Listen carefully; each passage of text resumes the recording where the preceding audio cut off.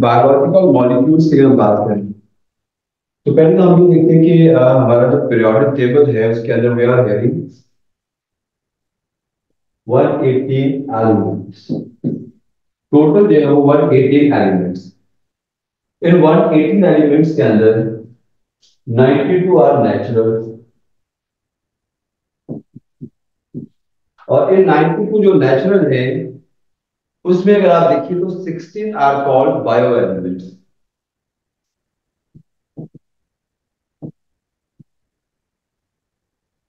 जैसे कि hydrogen, oxygen, carbon, nitrogen, sulphur, ये हमारे पास जो एलिमेंट्स है इनको हम बायो एलिमेंट्स का नाम देते हैं। अब इन्हें बायो एलिमेंट्स का नाम देने की बड़ी रीजन, जो बेसिक रीजन ये आ जाती है कि ये वाले जो एलिमेंट्स है जो हमारी बॉडी के अंदर तमाम कंपोनेंट्स बनाते हैं लिविंग ऑर्गेनिजम्स की बॉडी पे, जो प्रोटोप्लाज्म के लिए जरूरी है। 2016 जी। जैसे कार्बोहाइड्रेट्स किससे बनी होती है? कार्बन, हाइड्रोजन, ऑक्सीजन से। जी, ये natural elements 92 are natural elements. Out of these natural 16 are called bio elements. इनमें से बायो मतलब 180 में से 92 नेचुरल है और उनमें से नेचुरल में से जो 16 है वो बायो एलिमेंट्स। तो वो 16 जो बायो एलिमेंट्स है वो क्या बनाते हैं? हमारे किसी कार्बोहाइड्रेट्स हैं, प्रोटीन्स हैं। जी, मैं समझे क्या कह रहे हैं? चलो अगर नेचुरल है, अगर 180 में से 92 नेचुरल तो बाकी रेस्ट वो आर्टिफिशियल है, सिंथेटिक के में बनाया गया। तो हमारे पास हमने देखा कि ये बेसिकली जो टाइप्स है वो कुछ आ गई।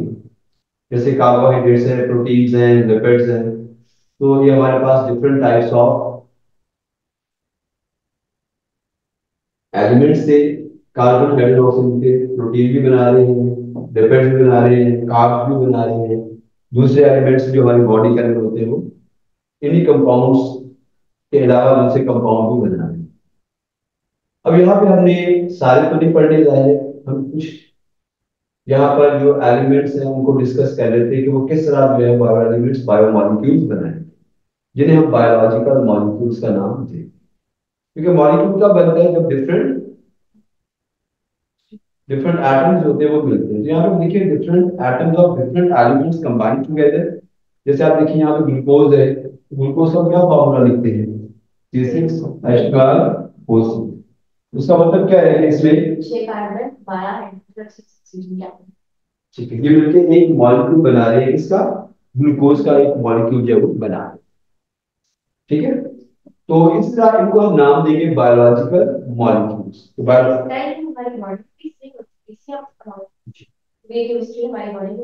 Same same chemistry same everywhere. अच्छा, अब उसके बाद हम देखते हैं जी हमारी बॉडी में सबसे पहले कार्ब्स को पढ़ते हैं, कार्बोहाइड्रेट्स को पढ़ते हैं।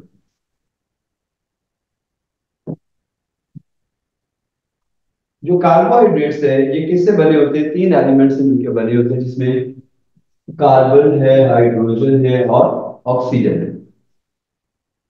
अच्छा, यहाँ पे हम देखा तो कार्बोहाइड्रेट्स है, कार्बोहाइड्रेट्स 3 तरह के एलिमेंट से मिलकर बने होते हैं, कार्बन, हाइड्रोजन और ऑक्सीजन।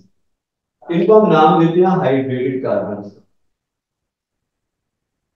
हाइड्रेटेड हाइड्रोजन और ऑक्सीजन जी, कार्बोहाइड्रेट्स को हाइड्रेटेड कार्बन कहते हैं, हाइड्रोजन और ऑक्सीजन नहीं, हाइड्रोजन और ऑक्सीजन पहले से। कार्बोहाइड्रेट बेसिकली नाम कार्बोहाइड्रेट्स का ही है कि जो कार्बोहाइड्रेट्स है आप उनको एक और नाम देते हैं हाइड्रेटेड कार्बन्स। हाइड्रेट का वर्ड होता है फॉर वाटर। अब देखिए पानी के अंदर हाइड्रोजन और ऑक्सीजन की जो रेशियो है वो क्या है? 2:1। फिर 2 हाइड्रोजन है तो ऑक्सीजन डबल है उसका हाइड्रोजन। तो आप देखिए कार्बोहाइड्रेट्स में भी ये होता है कि इनमें हाइड्रोजन और ऑक्सीजन जो होते हैं वो 2:1 की रेशियो के अंदर पाए जाते हैं। जैसे आप ट्रायोसिस में देख लीजिए, इसमें C3H6O3। फिर इसी तरह आप देख लीजिए कि हम अगर पेंटोसिस को देखते हैं तो C5H10O5। देन हेक्सोसिस को देख लीजिए, C6H12O6। तो आप देखिए यहाँ पर हमें हर जगह पर जो है वो क्या नजर आ रहा है कि 3 1 is 3, 3 2 is 6, 5 1 is 5, 5 2 is 10, 6 1 is 6, 6 2 is 12। 1 की रेशियो आ रही है। इसलिए आपने देखा कि यहाँ पर हमारे पास जो रेशियो है वो 2:1 की ही आती है। इसलिए आप इसे क्या नाम देते हैं, हाइड्रेटेड कार्बन का नाम देते हैं। अब जितने भी कार्बोहाइड्रेट्स हैं, number one, they are instant source of energy. Instant source of energy, ये हमारे पास क्या है, एक एनर्जी का इंस्टेंट सोर्स होती है। एक चीज, दूसरा,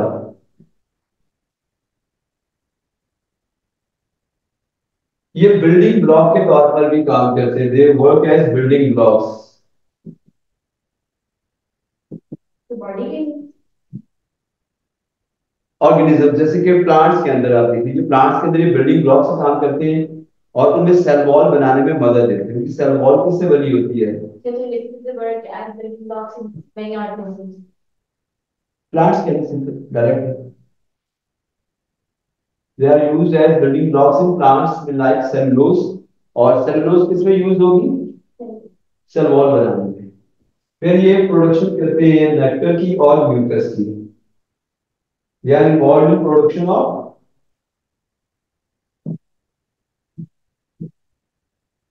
नेक्टर जो इंसेक्ट लेते हैं, हाँ जी बोलिए, प्लांट्स में नेक्टर बनाते हैं और हमारे अंदर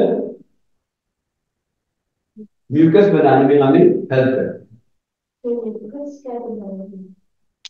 कार्बोहाइड्रेट्स म्यूकस, ये प्रोटीन, बेसिकली प्रोटीन और कार्बोहाइड्रेट मिलकर बनते हैं।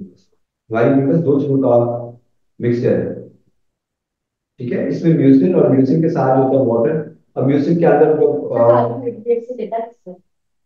हम फूड से लेते हैं कार्बोहाइड्रेट्स, फूड इनटेक करते हैं उससे। देखिए, अच्छा, अब उसको क्या है कि म्यूकस कैसे हमारी बॉडी में बनाएगा, जो हम कार्बोहाइड्रेट बना ले रहे हैं ना, उसी से म्यूकस बनेगी। तो कार्बोहाइड्रेट और भी नेसेसरी सोर्स ऑफ एनर्जी चाहिए। फूड स्टोरेज के लिए ग्लाइकोजन, में कार्बोहाइड्रेट ले ज्यादा ले इंटेक करेंगे तो क्या होगा, तो बेहतर है। क्योंकि फिर अगर ग्लूकोज कम लेते हैं, हमारे जितनी भी खुराक होती है उसमें ज्यादा कार्बोहाइड्रेट से होती है। नेचुरली आप देख लीजिए कि आप जो भी फूड खा रहे होते हैं उसमें ज्यादा क्या होता है, कार्बोहाइड्रेट। ठीक है।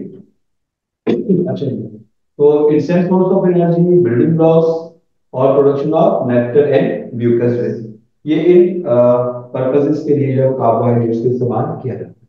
अच्छा, उसके बाद हम देखें जो कार्बोहाइड्रेट्स हैं, कार्बोहाइड्रेट्स को हम डिफरेंट क्लासेस के अंदर डिवाइड कर सकते हैं, डिफरेंट टाइप्स होती हैं। जैसे कि आप देख लीजिए, मोनोसेक्राइड्स हैं। नंबर वन इज मोनोसेक्राइड्स, ये की पहली टाइप है। ठीक है, में they are present as monosaccharides, then disaccharides,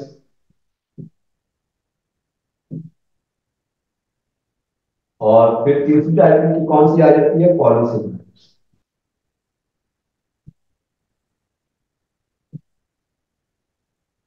monosaccharides, disaccharides and polysaccharides. तो इस तरह हम ये देखते हैं कि नॉर्मली जो कार्बोहाइड्रेट्स होते हैं, इनको तीन इस तरह डिफरेंट क्लासेस के अंदर डिवाइड कर देते हैं। जो मोनोसेक्राइड्स है ना, इनमें ग्लूकोज आ गया, ग्लैक्टोज आ गया और फ्रुक्टोज आ गया। इनकी ये तीन टाइप्स होती है, ग्लूकोज, ग्लैक्टोज एंड, हाँ जी। मोनोसेक्राइड में सबसे सिंपलेस्ट शुगर होती है। जो सबसे सिंपलेस्ट शुगर है, इनको अगर आप देखें तो इसमें ग्लूकोज, ग्लैक्टोज और फ्रुक्टोज वगैरह जो है वो शामिल। देन ये सिंपलेस्ट शुगर है। ये शुगर स्वीट इन टेस्ट होती है, soluble in water है, but cannot be hydrolyzed, cannot be hydrolyzed। इनको आगे फर्दर जो है वो तोड़ा नहीं, हाइड्रोलाइज नहीं किया। फिर आ जाते हैं डाइसेक्राइड्स। डाइसेक्राइड्स को आप देख लीजिए तो डाइसेक्राइड्स होते हैं, इसकी एग्जांपल में हमारे पास है वो आ जाते हैं। तो जैसे हमने कल पढ़ा था glucose high low concentration high concentration, तो वो तो हर जगह वैसा नहीं, वो तो जहां पे हमारी बॉडी के अंदर ऑलरेडी ज्यादा होता है इसलिए ऐसा होता है, किसी और जगह पे हाई से लो मिल जाएगा। तो सर ग्लूकोज लैक्टोज का केस नहीं, ग्लूकोज देखिए ग्लूकोज हमारे ब्लड में तो बहुत ज्यादा होता है ना, ग्लूकोज तो हमारी बॉडी में जमा ना, फिर तो वो हाई से लो हो जाएगा। जो अमाउंट में ज्यादा होता है वो लो से हाई में, जो अमाउंट में ज्यादा वो हाई से लो हो जाएगा। सिर्फ ग्लूकोज तो ज्यादा है तो वो तो लो से कम है। देखिए ग्लूकोज जो है ना वो हमारे ब्लड में ज्यादा है, जो खुराक में हमने खाया वो ज्यादा नहीं है, मतलब ब्लड में तो हमेशा प्रेजेंट होता है हर टाइम, इसलिए फिर उस जगह पे जाना जहाँ पे ऑलरेडी ज्यादा है तो लो से हाई में जाए। वैसे नॉर्मली जो अमाउंट में ज्यादा हो वो हाई से होती है, जो फील होती है ऐसे हाई से लो होती है। तो मार्कोस, जो मार्कोस के अलावा हम ये देखते हैं कि लैक्टोज और सुक्रोज, ये डाइसेक्राइड, डाइसेक्राइड का मतलब है दो ग्लूकोज आपस में मिलने से, ये ग्लूकोज है, ग्लूकोज के साथ हम देखते हैं कि अगर एक और ग्लूकोज मिल जाए तो दो ग्लूकोज इससे आपस में मिल जाएंगे, ठीक है। अब दो ग्लूकोज जब आपस में मिलेंगे तो ये मिलकर क्या बनाते हैं, ये बना देंगे मार्कोस, ठीक है। डाइसेक्राइड का मतलब दो ग्लूकोज मिल गए, सर हर चीज का दो, दो। ग्लैक्टोज जो है उसमें भी दो देखिए मिल रहे मोनोमर्स, एक ग्लूकोज और एक क्या है ग्लैक्टोज, तो जब ग्लैक्टोज और ग्लूकोज मिलेंगे तो क्या बन जाएगा, ग्लैक्टोज, ये भी डाइसेक्राइड है। इसी तरह फ्रुक्टोज के साथ ग्लूकोज मिल जाता है तो ये क्या बन जाएगा, ठीक हो गया। अच्छा उसके बाद हम देखें जी, ये क्या दो चीजें मिला के क्या बनते हैं, बाद में खाली ग्लूकोज भी हो सकते हैं, तो मतलब ऐसे पूछ सकते हैं कि what do you think that lead to many lactose. अच्छा उसके बाद फिर आगे से ये इनको अगर देखें तो ये लेस स्वीट इन टेस्ट होते हैं, लेस स्वीट इन टेस्ट, ये बहुत ज्यादा स्वीट नहीं होते, ठीक है। उसके बाद लेस सॉल्युबल इन वाटर, ये लेस स्वीट है, लेस सॉल्युबल है, और उसके बाद क्या है, कैन बी हाइड्रोलाइज, क्योंकि दो है ना, दो होते हैं तो थोड़ा जा सकते हैं। तीसरे हमारे पास क्या आ जाते हैं, पॉलीसेकेराइड।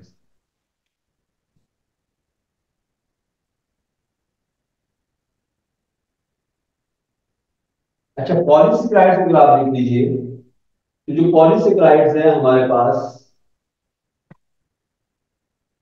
ये पॉलीमर्स होते हैं, पॉलीमर का मतलब है लॉन्ग चेन मॉलिक्यूल्स, बहुत बड़े मॉलिक्यूल, इसमें बहुत सारे ग्लूकोज मिलकर ये मॉलिक्यूल्स है वो बनाती है कॉम्प्लेक्स शुगर होती है, आपने नाम देते हैं कॉम्प्लेक्स।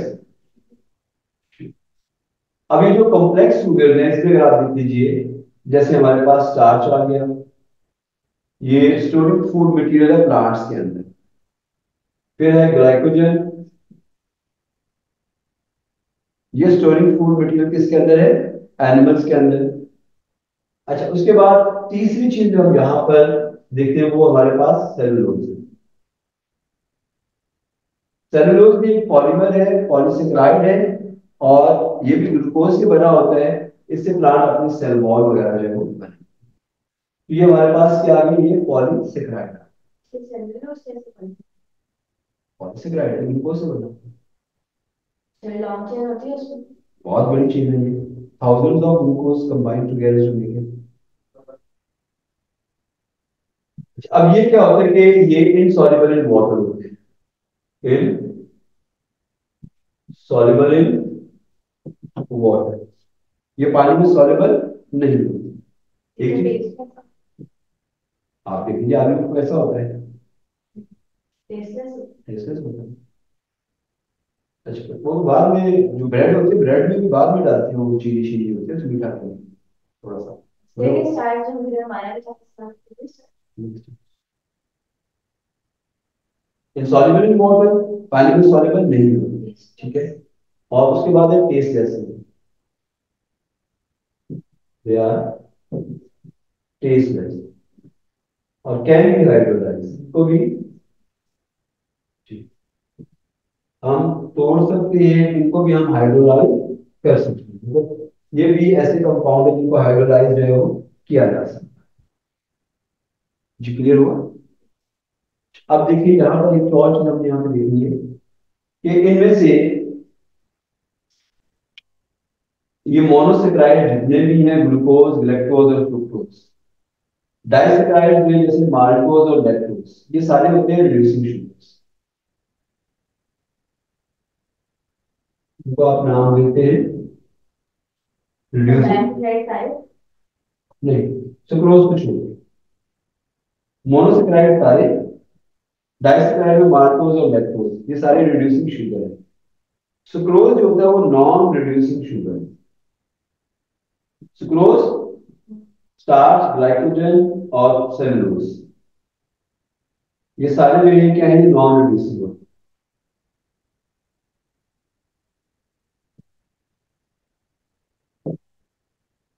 अब रिड्यूसिंग शुगर का टेस्ट अगर हमें करना हो या स्टार्च टेस्ट करना हो कार्बोहाइड्रेट का, तो हम किस तरह करेंगे।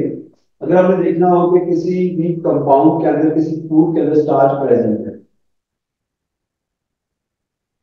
तो स्टार्च के लिए हम स्टार्च टेस्ट करते हैं।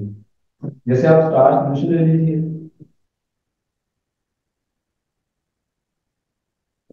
इसके अंदर आप 2 या 3 ड्रॉप्स किसके डाल देंगे, आयोडीन के। यानी स्टार्च टेस्ट के लिए जो आप रीएजेंट यूज करते हैं उसका नाम क्या है, आयोडीन। जब आयोडीन को स्टार्च सोल्यूशन के साथ मिलाएंगे तो अगर इसके अंदर स्टार्च प्रेजेंट होगी तो इसका कलर कैसा हो जाएगा, ब्लू ब्लैक पॉजिटिव कलर। कैसा कलर आ जाएगा, तो अगर ब्लू ब्लैक कलर आ जाए तो इसका मतलब यहाँ पे स्टार्च प्रेजेंट, ठीक हो गया। अच्छा, उसके बाद है हम ये देखते हैं कि अगर स्टार्च प्रेजेंट नहीं हो तो फिर इसका कलर ब्राउन या येलो ब्राउन हो सकता है, जो कि किसका कलर होता है अपना, आयोडीन। यानी इसका मतलब ये कि ये टेस्ट जो है उसमें स्टार्च प्रेजेंट नहीं है। दूसरा, 2-3 ड्रॉप्स चेक ही कर लो। उसके बाद है रिड्यूसिंग शुगर। अब हमने देखना है कि किसी सॉल्यूशन में ग्लूकोज, लैक्टोज या फ्रुक्टोज वगैरह है, तो सिंपली आपको कहते हैं टेस्ट ट्यूब लेते हैं। इस टेस्ट ट्यूब में 2 सेंटीमीटर क्यूब जो है, आप इस टेस्ट ट्यूब में करते हैं 2 सेंटीमीटर क्यूब का डाल देते हैं,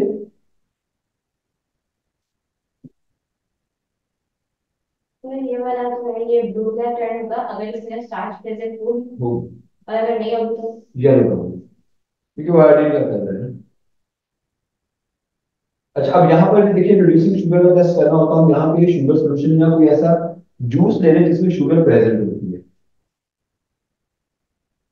उसके बाद सेम अमाउंट के अंदर आपने उसमें डाल देना है बेनेडिक्ट सॉल्यूशन। यहाँ पर जो आप रीएजेंट यूज कर रहे हैं वो क्या है, बेनेडिक्ट सॉल्यूशन। तो जैसे आप इसके अंदर बेनेडिक्ट सॉल्यूशन डालते हैं, उसके बाद आपने क्या करना है, इसको हीट करना है। इसके अंदर वाटर बाथ के अंदर, वाटर बाथ एक शीशे का बर्तन होता है, डायरेक्ट में हीट नहीं करना, आप इसे हीट कीजिए इन वाटर बाथ। हाँ जी, स्टार्च, स्टार टेस्ट और ये रिड्यूसिंग शुगर टेस्ट। यहाँ पर जो हमारे पास रीएजेंट यूज हो रहा है वो कौन सा हो रहा है, बेनेडिक्ट सॉल्यूशन। तो बेनेडिक्ट सॉल्यूशन को आपने शुगर सॉल्यूशन के साथ हीट करना है। हीट करने के बाद अगर आपके पास जो कलर्स है वो ग्रीन आ जाए, ऑरेंज आ जाए या रेड आ जाए, इसका मतलब sugar present, reducing sugar present.